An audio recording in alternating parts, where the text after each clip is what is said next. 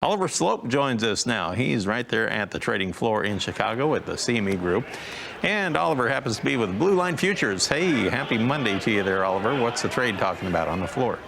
Well, we're seeing some positive momentum here to start the week, which is very encouraging. I think a lot of this is probably spillover from last week's trade. We know we got those fairly friendly numbers from the USDA, and I think that has spilled over into some earlier morning strength, and it's good to see. I think it's really changed kind of some of the money flow with that report behind us, and we're seeing some short covering continue from the funds. Friday's commitment to traders report showed that funds bought back roughly 28,000 contracts last week. So they're net short about 40,000 contract, which is essentially neutral from where they previously were. So we're getting some technical closes above 370, which was nice to see last week. I think that really encourages additional short covering and momentum traders to continue to buy this market up.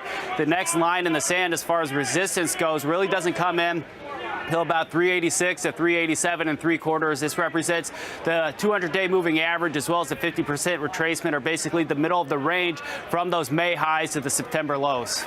We've been talking about it all year long that the market moves have been about a month ahead of schedule this year for some reason. They had a very early summer high almost in the spring.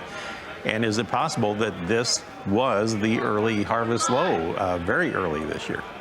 I would stick my neck out a little bit and say that there's a pretty high probability of that being the case. We've seen a nice rally here in corn and really beans too, which is really nice to see. As with corn, the beans are getting a technical move, and we're starting to see some of the shorts cover their short position, buying back those futures. We think that a lot of the bearish news is likely priced into the market at this time. So with no more bearish news coming across the headlines, you're seeing the shorts buy back futures. 875 on a closing basis is going to be very significant here today and tomorrow. If we can see close out above there, potentially we see another run higher towards the 100-day moving average at 890. And I think the ace in the hole continues to be Chinese-U.S. trade relations. Last week there were some headlines that we could potentially reignite those talks next month. So if we get a time and a date set in place for that, I wouldn't be surprised to see another leg higher. Why wouldn't that be interesting if we can come to an agreement there? Wow, that would mean a lot to the market.